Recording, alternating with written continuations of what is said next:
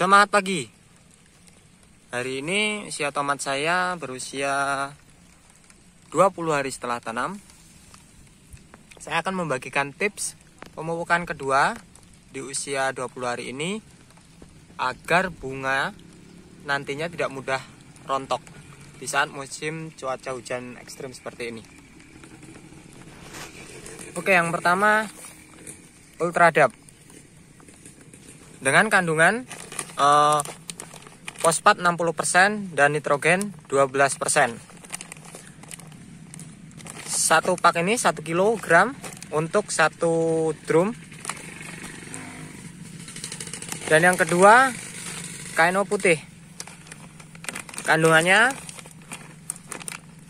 nitrogennya 13% dan kaliumnya 45%. Dan yang ketiga adalah boron atau borat. Ini cukup 100 gram saja per 200 liter air. Dan KNO3 putihnya 2 kilo ini dalam 1 drum. Jadi untuk 1 drum 2 kilo KNO putih, 1 kilo Ultradap, dan 100 gram pupuk borat. 20 hari setelah tanam ini, tanaman sudah mengeluarkan bunga pertamanya atau bunga pangkal. Dan ini bunga paling riskan menurut saya. Karena saat bunga ini rontok, tonase akan menurun. Karena buah pangkal adalah buah yang terbesar. Dan hingga buah pangkal ke 3-5. Buah ke 6-8 itu sudah mengecil. Dan apa saja keunggulannya dari pupuk-pupuk ini? Sangat unggul sekali, dari harga unggul dan kualitas pun unggul. Mengandung kalium ini berbentuk nitrat, artinya cepat tersedia dan terserap oleh tanaman. Begitupun fosfat. Untuk fosfat yang nitrat hanya MKP dan Ultradap ini menurut saya yang bagus. Dan kebutuhan bunga yaitu kalsium, fosfat, dan kalium akan memperkuat jaringan bunga, tangkai bunga, dan lain sebagainya agar tidak mudah rontok. Boron pun sama, memperkuat jaringan tanaman sehingga bunga tidak mudah rontok.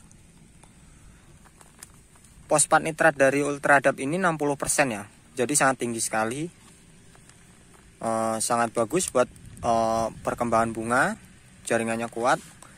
Apalagi kalium. Dari KNO putih ini kaliumnya 45%, sangat tinggi sekali. Dan berbentuk nitrat semua ya, Bung.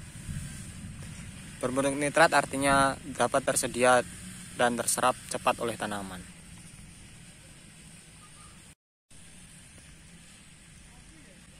Walaupun musim hujan, dengan nitrogen nitrat seperti nitrogen dari KNO putih ini 13% dan Ultradap 12%, kita tidak was-was akan nitrogen tinggi saat musim hujan karena berbentuk nitrat.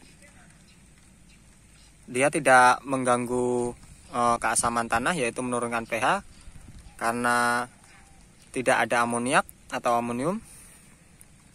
Yang cepat menurunkan pH tanah yaitu pupuk yang mengandung amonium tinggi, sehingga tanaman gampang sekali terkena bercak, busuk batang, dan layu-layu lainnya.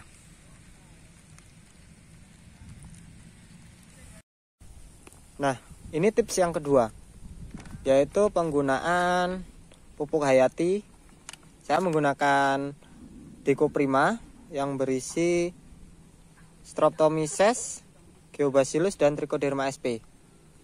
Ini untuk pencegahan layu bakteri, layu fusarium, dan jamur-jamur tular tanah lainnya.